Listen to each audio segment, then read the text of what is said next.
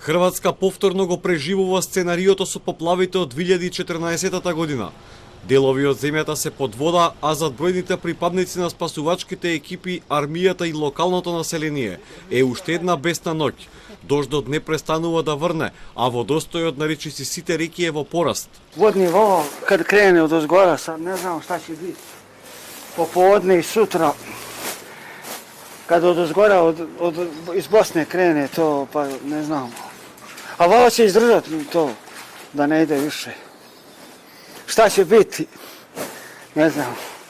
Voda propušta i kroz ove nasipe i evo mi ćemo biti ovdje koliko će biti potrebno. Pumpa radi sad nekakvim svojim kapacitetom. Ситуацијата е се уште најкритична на подрачјето на Карловац и во Хрватска Костајница, каде на сила е вонредна состојба, а реката Уна е речиси 4 метри над нормалното ниво. Može prihvat tako kako je. Teško se boriti protiv vodene stihije. Znači, kad vi gledate ovdje, znači od ovog nivoa pa jedno 4 metra su vam stepenice. Oni zovu ovo sokak i tim sokakom dolazite, znači 4 metra dublje su stepenice za ući u Unu.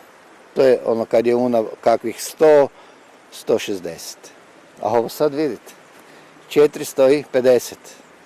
To je već panika, to je već totalna panika. Ситуацијата во Босна и Херцеговина се подобрува во однос на ден претходно. Фокусот останува на Приедор, Новиград, Костајници и Козарска Дубица, а во Бихач е прогласена природна несреќа. Состојбата се стабилизира во Република Српска, во опаѓање се водостоите на реката Врбас во Бања Лука, а стагнираат и Босна и Дрина, додека водостојот на Сана е понизок за околу 50 см во однос на вчерашниот ден околу Приедор. Проблем се уште е Сава, чие ниво е во пораст на речиси сите водомерни станици. По сончевиот ден и летните температури, застрашувачки сцени доаѓаат и од Нови Сад и Западна Србија, каде наврнаа огромни количини на дожд. Возила како пловат низ улици, вода како навлегува во автобуси и луѓе на покриви на автомобили во обид да се спасат од надојдениот бран. Мобилизирани се сите расположливи служби, се работи на отстранување на настанатите штети, а градоначалникот Милан Ѓурич најави дека ќе биде испорачана сета поддршка и помош на спасувачките екипи.